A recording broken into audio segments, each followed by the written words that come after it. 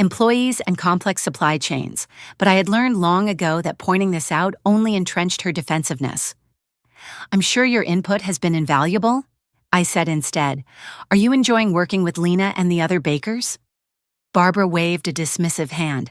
"Those kitchen details are tedious. Frankly, I'm more focused on broader efficiency improvements." Alarm bells rang in my mind. Efficiency improvements? Just some long overdue changes to streamline operations, she said vaguely. Nothing for you to worry about now. I recognized the deflection tactic, having seen Barbara employ it countless times in family discussions. She was hiding something significant. "Of course," I agreed, feigning docility. "I'm sure you know what's best. After all, you've been wanting to make changes to our operations for years." It was a calculated statement designed to encourage her to reveal more in a moment of perceived victory. Barbara had never been able to resist the opportunity to gloat. "Well, some of your methods were needlessly complicated," she said, warming to the subject. "All that fuss about local sourcing and artisanal ingredients. The consumers can't really tell the difference. You know, what matters is consistency and profit margins." I maintained my placid expression with effort. This was exactly what I had feared. They were already dismantling the core principles that had made our bakeries successful. "And how are the profit margins looking with these improvements?" I asked innocently. Barbara hesitated, perhaps realizing she had said too much. "They'll improve once we've fully implemented the changes. These things take time." Translation: sales were already suffering as quality declined, but they were doubling down on their approach. "I'm sure you're right," I said, allowing my eyelids to droop slightly. "I'm feeling a bit tired now, Barbara, but thank you so much for visiting." She stood, seemingly relieved to exit the conversation. "Of course, dear, you rest. Don't worry about a thing. We have everything well in hand." After she left, taking the allergy-inducing flowers with her at my gentle suggestion, I reached for the notebook Jake had brought me yesterday. In it, I had begun documenting every conversation, every revelation, every piece of the puzzle I was slowly assembling. Barbara had just provided several crucial pieces without realizing it. They weren't just taking my position. They were dismantling everything I had built, everything that made our bakeries special. They were corrupting my vision in the name of efficiency and profit margins, not understanding that our success had always been rooted in quality and integrity. But their mistakes were becoming clearer with each interaction. They believed I was defeated because I wasn't fighting back overtly. They thought my calm meant surrender. They had no idea that each placid nod, each docile smile was concealing a mind growing more focused and determined by the hour. That evening, Jake returned as promised, slipping into my room after most visitors had left for the day. His expression told me he had found something significant. "I got the recording device," he said quietly, sitting close to my bed. "And you were right to have installed it, Emma. You need to hear what's on these recordings." He handed me a small USB drive. "I've transferred the key meetings from the past month. The most important ones are dated and labeled." "Tell me," I said, closing my fingers around the drive. Jake ran a hand through his already disheveled hair.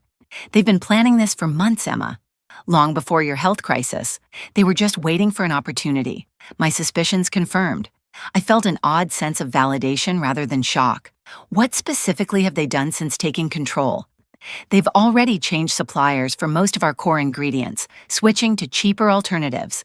They've scrapped your fall menu completely and replaced it with items that can be partially pre-made and frozen.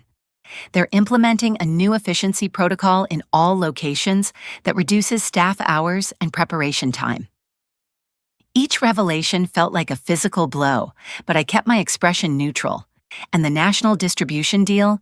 Jake's expression darkened. They've agreed to terms that include artificial preservatives to extend shelf life. Everything you explicitly rejected. I closed my eyes briefly, absorbing this betrayal of our core values. When I opened them again, my resolve had hardened into something unbreakable. "What about finances? Any unusual movements there?" Jake hesitated. "Michael has authorized significant bonuses for himself, Sarah, and Barbara as part of the restructuring. And there's something else. They're planning to issue new shares next quarter, which would dilute your ownership percentage while increasing theirs." This was worse than I had imagined. They weren't just pushing me aside temporarily, they were systematically ensuring I could never regain control, even if I fully recovered. The recordings, I said, tightening my grip on the USB drive. How damning are they? Very, Jake said grimly. There's one meeting in particular 3 days before your surgery, where Michael explicitly discusses using your health crisis as leverage to restructure leadership, and another from yesterday, where they talk openly about making your removal permanent despite telling you in the press it's temporary. A cold clarity washed over me. Thank you, Jake. You're taking a significant risk helping me like this. He shook his head. No, Emma. After everything you've done for me, everything you've built that gave me a career I love, this is just doing what's right. That night, alone in my hospital room, I listened to the recordings Jake had provided. The voices of my husband, sister, and mother-in-law filled my ears through small earbuds, their words confirming every suspicion and revealing even darker intentions than I had imagined. Emma's too controlling. Barbara's voice complained in one meeting recorded weeks before my surgery. The business will never grow beyond her vision. She'd never step back voluntarily, Sarah added, her voice holding none of the sisterly warmth she showed to my face. This medical situation might be our only chance to make necessary changes, Michael said. We need to move quickly while she's unable to interfere. There was more. Discussions of changing recipes to cheaper ingredients, plans to dilute the Thai brand with frozen products, strategies to eventually push me out completely by making my position redundant, and the most damning. A recording from 2 days before my removal, where Michael explicitly said, once we restructure, we can gradually reduce Emma's ownership percentage by issuing ourselves new shares during the next financing round. By the time she's fully recovered, it will be too late for her to do anything about it. The calculated coldness of it stunned me. This wasn't an impulsive decision made out of concern for my health or the company's stability. This was a premeditated coup planned in detail long before my collapse in the test kitchen. I forwarded everything to Diane using the secure email address she had provided. Her response came within hours. This is better than I expected, she wrote. They've created a clear paper trail of their intentions which contradicts everything they've stated publicly and to you directly. We have multiple grounds for action here: breach of fiduciary duty, self-deing by board members, fraudulent misrepresentation. But we need to be strategic about how we use this evidence. She outlined several potential approaches, ranging from immediate legal action to a more measured response that would allow us to gather additional evidence while positioning me for a stronger comeback. The key, she concluded, is timing. Moving too quickly might alert them to what you know and give them time to cover their tracks. Moving too slowly risks permanent damage to the company and your position within it. I recommend we wait until you're discharged and physically stronger before making any significant moves. I agreed with her assessment. My body was still healing, my energy limited. Confronting them now from a hospital bed would put me at a disadvantage. Better to continue my charade of compliance, gathering evidence and strength until the moment was right to strike. For the next 3 days, I maintained my facade of acceptance. When Michael brought paperwork formalizing my temporary move to an advisory role, I signed it without protest, knowing from Diane that the document was largely meaningless, given the evidence of their true intentions and the procedural violations in how the restructuring had been handled. When Sarah visited, bubbling with plans for modernizing our marketing approach, I nodded and offered mild suggestions, all while noticing how she carefully avoided mentioning the customer complaints that were, according to Jake, already flooding our social media channels in response to quality changes. I even took a call from George, Barbara's husband, who awkwardly expressed his hope for my quick recovery, while assuring me that the business was evolving nicely in my absence. To all of them, I presented the image they wanted to see: a weakened, compliant woman focused on recovery rather than reclaiming her power. It was perhaps the most challenging role I had ever played, but with each interaction, I gathered more information, more evidence, more ammunition for the battle that was to come. On the 28th day of my hospital stay, Dr. Patel finally delivered the news I had been waiting for. Your blood work looks good, Emma. The infection has cleared and your heart function is stable. I think we can discharge you tomorrow, provided you follow a strict recovery regimen at home. No work stress? I asked with a small smile. Absolutely none, she confirmed seriously. Light physical activity only, regular rest periods, follow-up appointments twice weekly. And you'll need someone to help you at home for at least the first couple of weeks. My husband will be there, I said, keeping my tone neutral despite the bitter irony of the statement. That evening, I made one final call from the prepaid phone, this time to Lena. I had been cautious about involving her too deeply until now. Knowing her position at the bakery could be at risk if Michael or Sarah suspected her loyalty to me. But with my discharge imminent, I needed someone I could trust in my home. Lena, it's Emma. Emma. Her voice filled with genuine warmth. Jake told me you're coming home tomorrow. That's wonderful news. Yes, but I'm going to need some help during my recovery. Dr. Patel insists I have someone with me, especially for the first couple of weeks. Of course, she said immediately. What do you need? Would you be willing to stay with me during the days while Michael is at work? I know it's asking a lot, and it would mean taking time away from the bakery. I'll do it, she interrupted firmly. Sarah reassigned me to product development, but she doesn't actually want my input. I have plenty of vacation time saved up. I felt a rush of gratitude for this woman who had stood beside me for years, whose loyalty had never wavered. Thank you, Lena. There's more happening than you know, and I'm going to need allies I can trust. I figured as much, she said, her voice dropping. The changes they're making, Emma, they're destroying everything we built. Customer complaints are up 40% since they switched flour suppliers. The staff is demoralized. Even the new recipes are failing because they've cut prep time and ingredient quality. I know, I said quietly, and I'm going to fix it, but first I need to get stronger. Then that's what we'll focus on, Lena said with determination, one step at a time. As I prepared for discharge the next morning, packing the few personal items I had accumulated during my hospital stay, I felt a curious sense of calm. I was heading home to a house I shared with a husband who had betrayed me. I would be recovering under the watchful eyes of people who had tried to take everything from me. I would be pretending weakness while gathering strength, but for the first time since this ordeal began, I felt truly powerful, because I possessed something they didn't, the truth. And soon, very soon, that truth would change everything. Coming home felt surreal. The house Michael and I had purchased 5 years ago, a craftsman-style home in Portland's Laurelhurst neighborhood, looked exactly as I had left it nearly a month before. The same potted hydrangeas flanked the front steps, now slightly wilted from neglect. The same brass door knocker gleamed in the afternoon sunlight. The same family photos lined the entryway hall, capturing moments of happiness that now seemed like artifacts from another life. But while the physical structure remained unchanged, everything else had shifted. The house no longer felt like a sanctuary. It felt like unfamiliar territory, a stage set where I would now perform the most important role of my life. Home sweet home, Michael said, carrying my small hospital bag through the door. His voice held forced cheerfulness, his smile not quite reaching his eyes. I've got the guest bedroom set up downstairs so you won't have to manage the stairs. The guest bedroom, not our shared master suite upstairs. Already the physical separation had begun. Thank you, I said, matching his tone with my own performance of grateful wife. That's thoughtful. He gave me a tour of the preparations he'd made, new sheets on the guest bed, a small side table arranged with my medications, a television, remote within easy reach, all very practical, very considerate. Anyone observing would see only a devoted husband caring for his recovering wife.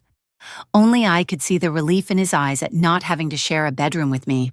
The way he kept checking his phone for messages from the office, from Sarah, the subtle distance he maintained even while helping me settle in.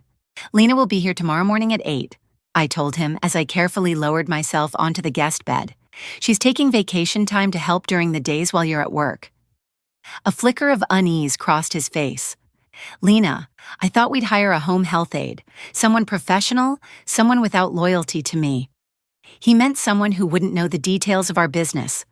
Dr. Patel suggested someone familiar would be better for my emotional recovery. I lied smoothly, less stressful than explaining everything to a stranger. He couldn't argue with medical advice, not when he'd used my health as the justification for their takeover. If you think that's best, He conceded. I suppose Lena could use a break from the bakery anyway. Things are transitioning there. I bet they are, I thought, but kept my expression neutral. I'm sure Sarah is keeping her busy with the new product development role. Michael looked surprised. How did you know about that? Sarah mentioned it during one of her visits, I said, which was technically true. She had referenced adjustments to the team structure without specifics. He seemed to accept this, though a hint of suspicion lingered in his eyes. Right. Well, she thought Lena's talents would be better utilized in development rather than day-to-day production. Translation: Sarah had sidelined Lena. Knowing her, loyalty to me and my vision would make her resistant to their changes. Makes sense, I agreed mildly. Lena has always had good ideas for new products. Michael nodded, then glanced at his watch. I should get you settled and then head into the office for a few hours. There's a strategy meeting at 4 that I shouldn't miss. Of course, I said. I'll probably just rest this afternoon anyway. He helped me arrange pillows against the headboard, brought me water and a light lunch, showed me how he'd programmed the television remote with all my favorite channels. The perfect attentive husband. Anyone watching would have been moved by his devotion. When he finally left, the silence in the house felt like a physical presence. I allowed myself a full minute to close my eyes and breathe, to acknowledge the strange grief of being a stranger in my own home, married to a man who had become my enemy. Then I got to work. First, I retrieved my tablet from the bedside drawer where Michael had placed it. He had helpfully removed all my email and messaging apps, claiming Dr. Patel had recommended limiting stress-inducing communications. Instead, I found mindfulness applications, ebooks, and streaming services, entertainment suitable for an invalid. What Michael didn't know was that I had a second tablet, one he had never seen, stored in a lockbox in my home office closet. Jake had retrieved it from the office yesterday and hidden it in the linen closet near the guest bedroom during his brief visit to check on the house before my discharge. I waited until Michael's car had been gone for 15 minutes, then carefully made my way to the linen closet. Behind a stack of guest towels was the slim device, still in its protective case. I brought it back to bed, powered it on, and connected to our home network using the password Michael didn't know I had changed 6 months ago. This tablet contained everything I needed: secure messaging apps, financial tracking software, and most importantly, direct access to the cloud storage where Jake had been backing up the recordings from my office device. For the next 2 hours, I immersed myself in evidence. The recordings were even more damning when heard in sequence, a clear narrative of conspiracy and betrayal that had begun not after my health crisis, but months before. The changes they had implemented since taking control were exactly what I had feared. Cheaper ingredients, reduced quality standards, staff cuts disguised as efficiency measures, and a complete disregard for the core values that had built our brand. Most troubling were the conversations about future plans. They intended to expand rapidly, opening 20 new locations in the next year, using a franchising model I had always resisted. They were exploring co-branding opportunities with a national coffee chain, which would fundamentally alter our identity as an artisanal bakery. And they were seriously considering a buyout offer from a regional competitor, something that would never have been on the table under my leadership. They were dismantling everything I had built piece by piece, and they were doing it with calculated precision. I forwarded the most damning recordings to Diane along with my analysis of how each action violated our company bylaws, board governance rules, or my legal rights as a founding partner. Then I carefully hid the tablet back in the linen closet and returned to bed, feigning sleep when Michael returned home hours later. As he moved around the house making dinner sounds in the kitchen, I thought about what I had discovered. My husband and sister believed they were executing a brilliant strategic takeover. But in reality, they had made a fundamental error. They had assumed my strength came solely from my position in the company, from my title and operational authority. They didn't understand that my true power had always resided in knowledge. Knowledge of our products, our customers, our staff, and most crucially, knowledge of them. I knew Michael valued appearance over substance, status over integrity. I knew Sarah's ambition often clouded her judgment. I knew Barbara's resentment of me had poisoned her ability to see what actually made our business successful. And now I knew their plans, every detail, every strategy, every weakness.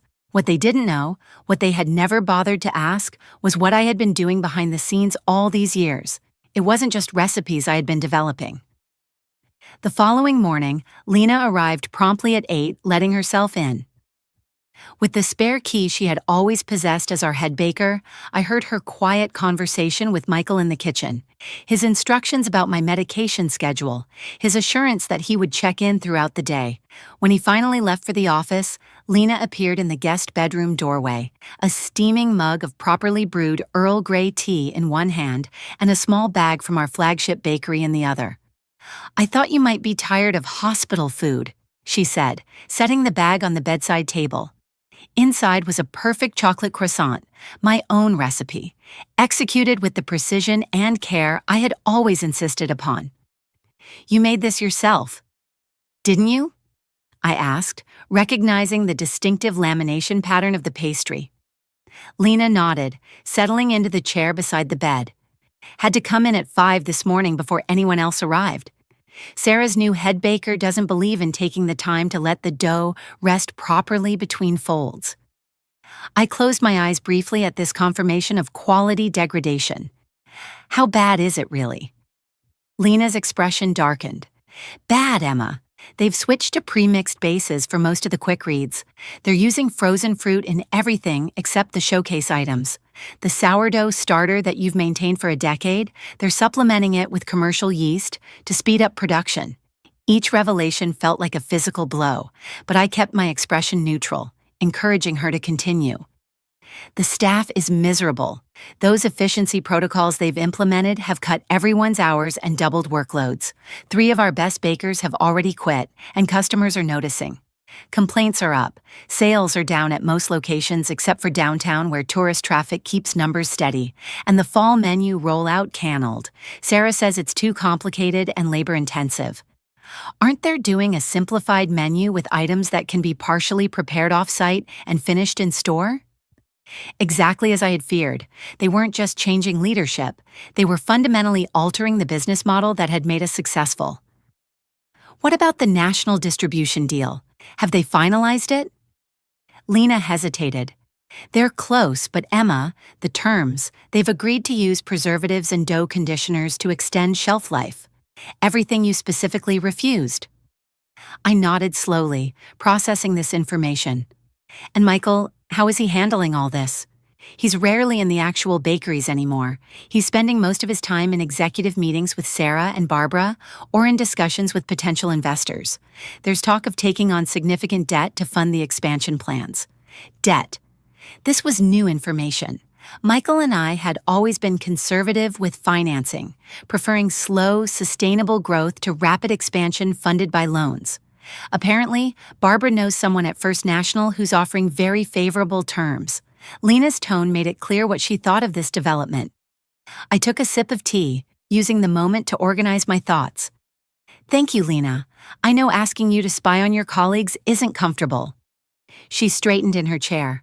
"They're not my colleagues, Emma. They're people destroying something I helped build, something I believe in."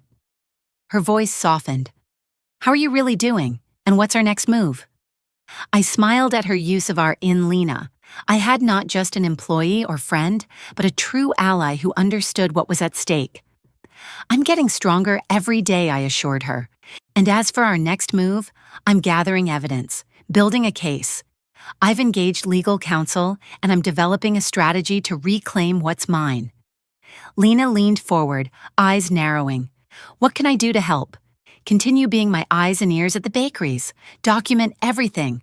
Quality changes, staff issues, customer complaints, and most importantly, maintain the facade that I'm complying with this new arrangement." She nodded, determination evident in her posture. "Consider it done. Anything else?" I hesitated, then decided to trust her completely. "There is one more thing. In my home office, behind the botanical print on the east wall, there's a small safe. The combination is Helen's birthday. My grandmother. I gave her the numbers. Inside, you'll find a USB drive labeled Contingency. I need you to retrieve it without Michael knowing." Lena didn't ask what was on the drive. She simply nodded and rose from her chair. "I'll check your office while getting fresh towels for the bathroom." Perfectly natural thing for a caretaker to do. 20 minutes later, she returned with the USB drive discreetly tucked into her pocket. Once the door was closed, she handed it to me. "Thank you," I said, closing my fingers around the small device that contained perhaps my most valuable insurance policy. 6 months earlier, concerned about some troubling patterns in our financial reporting and Michael's increasingly secretive behavior, I had consulted privately with a forensic accountant.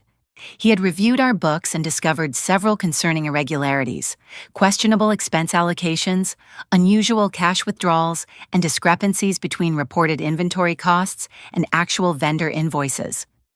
Nothing explicitly illegal, but enough to indicate that Michael had been manipulating financial reports, possibly to hide his own excessive compensation or to make certain business units look more profitable than they actually were. I had documented everything, intending to confront Michael when I had a complete picture. Then my health had deteriorated, and that confrontation never happened. Instead, the evidence had sat waiting in my safe until now. I connected the drive to my hidden tablet and confirmed the files were intact. Then, I forwarded everything to Diane with a brief explanation. Her response came within hours. "This changes our strategy completely. Financial misconduct by the CEO gives us significant leverage. Let me analyze the full implications and develop an action plan." The next 3 days fell into a pattern. Michael would leave for work early. Lena would arrive to care for me, and I would spend the day gathering intelligence, communicating with Diane, and gradually building my strength through the gentle exercise program Dr. Patel had prescribed. To Michael, I presented the image of a compliant, recovering invalid, grateful for his care and uninterested in business matters. I accepted the bland, healthy meals he prepared. I thanked him for handling everything so I could focus on healing. I listened with apparent indifference when he mentioned changes at the bakeries, offering only mild suggestions that he could easily dismiss. "The customers will adjust to the new recipes," he assured me when I gently questioned the wisdom of changing our signature sourdough formula. Change is always met with some resistance, but the profit margins are already improving. I nodded and changed the subject to something inconsequential, watching as relief washed over his face. He believed I was accepting my new reality, too focused on recovery to fight for my company. Meanwhile, Jake continued to feed me information from board meetings and executive sessions. Lena provided daily reports on operations and staff morale, and Diane worked diligently to build our legal strategy. By the end of my first week at home, we had accumulated a mountain of evidence documenting not just the coup itself, but the subsequent mismanagement that was already damaging the business. Most crucially, we had established clear violations of fiduciary duty by Michael, Sarah, and Barbara, who had acted in their own interests rather than for the benefit of the company and all its shareholders. "We're almost ready," Diane told me during one of our secure calls. "But there's one piece still missing: direct evidence connecting Michael's financial manipulations to this leadership restructuring, something that proves he orchestrated this takeover, not just to control the company, but potentially to hide his previous financial misconduct." I thought about this gap in our case. The recording device in the conference room wouldn't capture private conversations in his office. Exactly. We need something more personal, something from Michael himself that reveals his true motivations. The opportunity presented itself unexpectedly the following evening. Michael arrived home late, looking tense and preoccupied. He checked on me briefly, then retreated to his home office upstairs, closing the door firmly behind him. Minutes later, I heard his raised voice, though the words were indistinct. He was arguing with someone on the phone, something that rarely happened with the always composed, always in control, Michael Wilson. Moving carefully to avoid aggravating my still healing chest, I made my way to the bottom of the stairs. From there, fragments of Michael's conversation drifted down. Unavoidable complications. "Yes, I know what I promised. The auditors won't find anything if you just..." "No, Emma suspects nothing. We'll have everything resolved before she's well enough to." My pulse quickened. This was exactly the kind of evidence we needed, but I had no way to record it from my position at the foot of the stairs. Then I remembered something. The home security system Michael had insisted on installing last year. It included interior cameras in the hallways and common areas, ostensibly for safety, but primarily for Michael's peace of mind when traveling. Those cameras had audio capability, and all footage was backed up to a cloud server that both of us could access. I retreated quietly to the guest bedroom and retrieved my hidden tablet. Logging into the security system required Michael's password, which I had discreetly obtained months ago, but never had reason to use. The system showed 6 active cameras in the house. None were in private rooms like bedrooms or bathrooms, but one covered the upstairs hallway outside Michael's office. If his door was open even slightly, the camera might pick up his conversation. I selected that camera and was rewarded with a clear view of the hallway. Michael's office door was indeed partially open, and his agitated voice was being captured by the hallway microphone. The financial restructuring has to happen now before the year-end audit. Yes, I know it's aggressive, but with Emma sidelined, we have a perfect opportunity to. I quickly enabled the recording function, my heart racing. This was exactly what Diane had said we needed, direct evidence linking the takeover to financial misconduct. For the next 17 minutes, I listened as my husband revealed the true extent of his betrayal. He had been systematically misreporting company finances for at least 2 years, creating a reserve fund that he controlled personally rather than through proper company channels. The recent leadership coup wasn't just about control, it was about preventing me from discovering these financial irregularities during our upcoming annual audit. Most damning of all, he explicitly mentioned using my health crisis as the perfect cover for implementing changes that would obscure his previous actions. By the time she's well enough to ask questions, he told the person on the other end of the call, the paper trail will be clean and the new organizational structure will make it impossible for her to access the original records. When the call finally ended, I stopped the recording and immediately sent it to Diane with a brief explanation. Then I carefully made my way back to the guest bedroom, my mind racing with implications, but my body suddenly exhausted from the tension and activity. Michael appeared in my doorway 30 minutes later, his composure fully restored. "How are you feeling? Need anything before I turn in?" I looked at this man, my husband of 12 years, my business partner, the person I had trusted most in the world, and felt a curious detachment. In his calculating eyes, I no longer saw a betrayer who could hurt me. I saw merely an opponent who had severely underestimated his adversary. "I'm fine," I said quietly. "Just tired." He nodded already, turning away. "Get some rest. Lena said, your follow-up appointment with Dr. Patel is tomorrow at 11 o'clock. I've got meetings all day, so she'll take you." "Thank you," I said. "Good night, Michael." As his footsteps retreated up the stairs, I smiled slightly to myself. Let him sleep peacefully tonight, secure in his belief that his schemes were progressing perfectly. Tomorrow would bring developments he couldn't possibly anticipate. Diane called early the next morning before Michael had even left for work. I took the call in the bathroom with the shower running, a precaution that probably wasn't necessary but felt prudent. "That recording is exactly what we needed," she said without preamble. "It establishes clear intent to use your medical condition as cover for financial misconduct. Combined with everything else we've gathered, we have an airtight case against Michael, and by extension against the entire board's actions. So what's our next move?" I asked, keeping my voice low.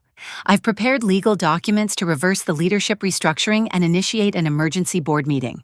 I've also drafted a formal complaint to be filed with the SEC regarding the financial improprieties. But before we go nuclear, I think we should give Michael and the others one chance to resolve this privately. I considered this a public legal battle would damage the company, potentially beyond repair. Customer confidence would be shaken, staff morale would plummet even further, and our competitors would exploit the chaos. What exactly are you suggesting?" "A meeting. You, Michael, Sarah, Barbara, and Jake with me present as your legal counsel. We present a portion of our evidence enough to make the severity of the situation clear without revealing all our cards. We offer terms for a peaceful resolution, your reinstatement as CEO, their resignation from operational roles, and a third-party audit of all financial records. And if they refuse, then we file everything. The SEC complaint, the lawsuit against the board, the injunction to freeze company assets pending investigation. It would be mutually assured destruction, but they would come out far worse than you." I thought about it carefully. A negotiated resolution would be better for the company, for our employees, and for the brand I had spent a decade building, but it would require Michael, Sarah, and Barbara to recognize the strength of my position, something their arrogance might prevent.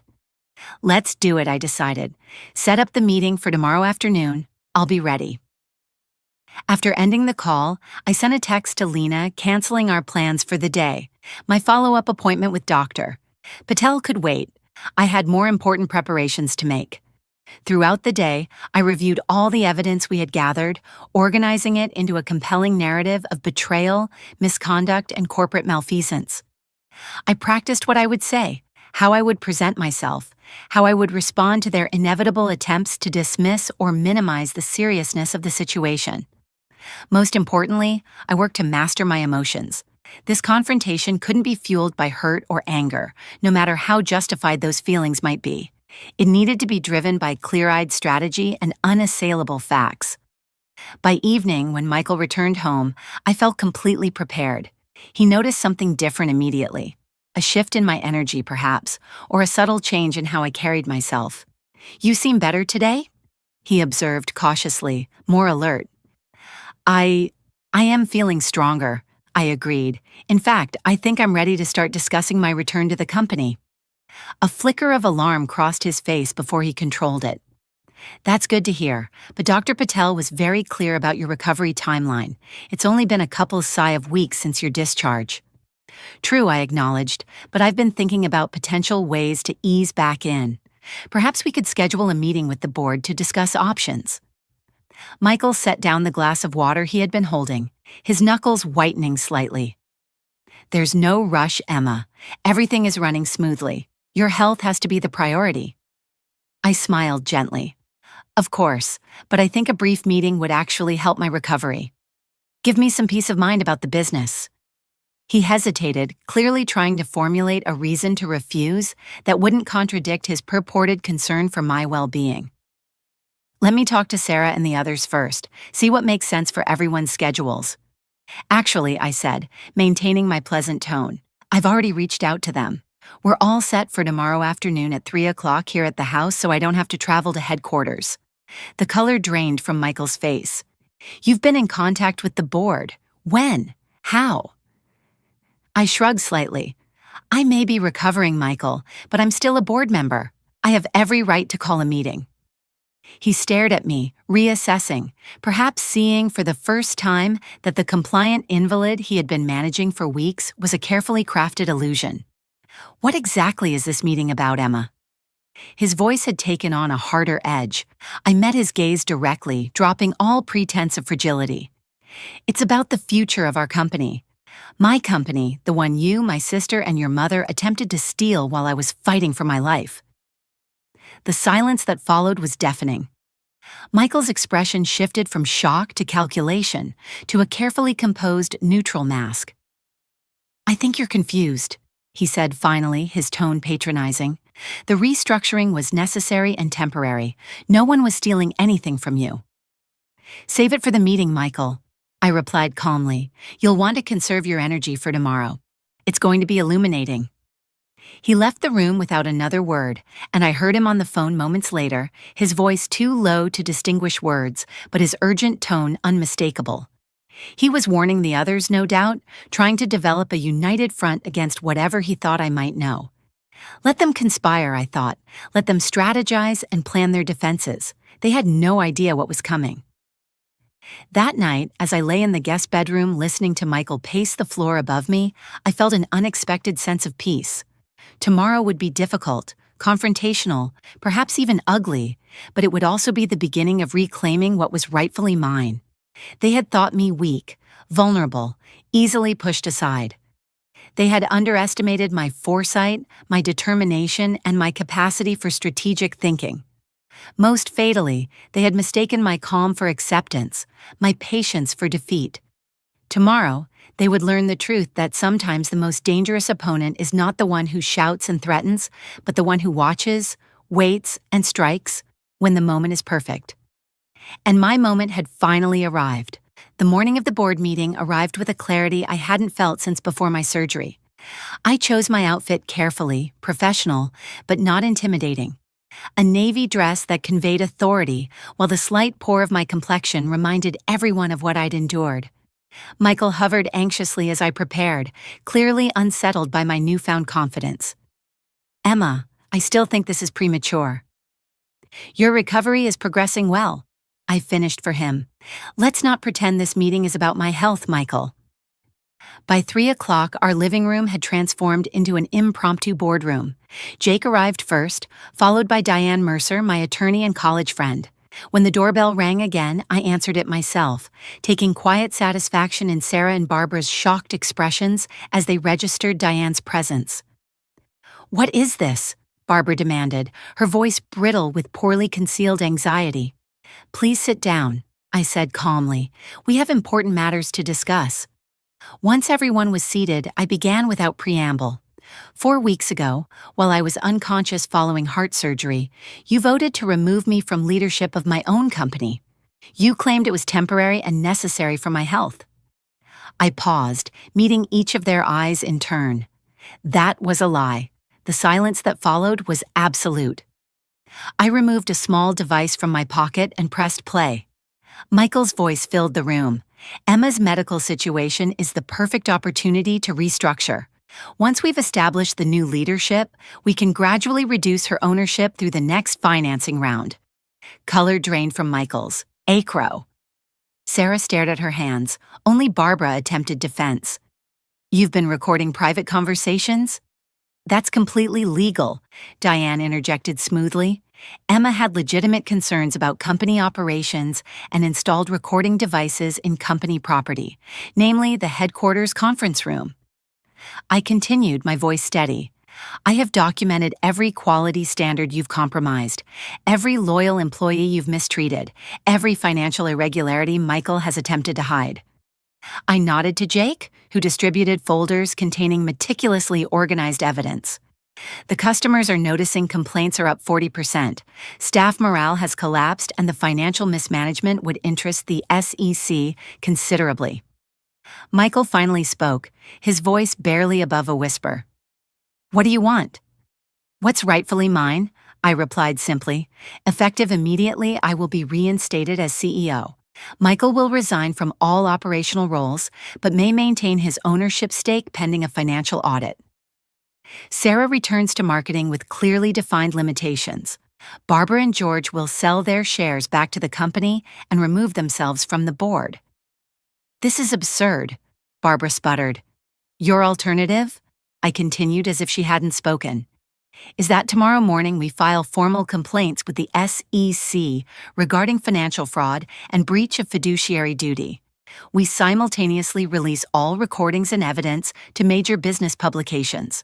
Your careers, reputations, and possibly your freedom would be forfeit." The ultimatum hung in the air like a physical presence. "You would destroy everything we've built?" Sarah asked incredulously. "Everything you've built." "I don't want to," I acknowledged. "That's why I'm offering this private resolution first, but I will not allow you to keep what you stole from me." I stood then, signaling the end of discussion. "You have until 9 tomorrow morning to accept these terms. Until then, this meeting is adjourned." One by one, they left. Barbara first, then Sarah, both avoiding my gaze. Michael lingered, looking suddenly older. "Emma," he began, his voice breaking slightly. "We can work through this as a couple. No, Michael," I interrupted gently. "We can't. You saw my health crisis. As an opportunity to take what wasn't yours, that's not something we can come back from." After they left, Diane squeezed my hand. "That was masterfully handled. What happens now?" "Now we wait," I replied, "but not for long. I was right." By 8 a.m. the next morning, their lawyer, a family friend of the Wilsons who looked thoroughly uncomfortable with the situation, contacted Diane, accepting all terms. The paperwork was signed that afternoon in Diane's office downtown. As Barbara signed the final document transferring her shares, she couldn't resist one parting shot. "I hope you're satisfied. You've torn this family apart." I met her gaze steadily. "No, Barbara, you did that when you chose greed over loyalty. Michael was the last to leave. What will you tell people about us?" The truth, I said simply, that some partnerships, business and personal, aren't meant to last. That's all anyone outside this room needs to know. The work of restoration began immediately. From temporary headquarters in my home, I reversed the quality compromises, reconnected with original suppliers, and personally called key staff members who had been considering leaving. Lena and Jake served as my eyes and ears until I was strong enough to return full-time. It's like watching a wilted plant being watered. Lena observed 3 weeks later as we reviewed reports. Everyone is standing taller, working with more care, smiling again. By the 6-month mark, our customer complaints had returned to historical lows. The financial audit revealed the full extent of Michael's manipulations, allowing me to address previously hidden weaknesses. Sarah eventually resigned to take a position in Seattle. Michael and I divorced quietly, his ownership stake remaining, but his influence entirely removed. 1 year after my surgery, I stood in our test kitchen, hands dusted with flour as I perfected a new seasonal pastry. The rhythmic process of folding butter into dough gave me space to reflect on all that had happened. I had lost my husband and distanced myself from my sister. I had endured betrayal and fought for what was mine while still physically vulnerable, but I had also discovered strengths I hadn't known I possessed and identified allies whose loyalty transcended convenience. Most importantly, I had learned that true power doesn't come from titles or authority. It comes from preparation, from documentation, from keeping your eyes open even when the truth is painful. It comes from knowing when to fight openly and when to gather evidence quietly. As I shaped the dough with practiced hands, I smiled at the wisdom my grandmother had shared decades ago. Baking isn't just about following recipes. It's about patience, about knowing when to work the dough and when to let it rest. She had been right about so much more than bread. Up next, you've got 2 more standout stories right on your screen. If this one hit the mark, you won't want to pass these up, just click and check them.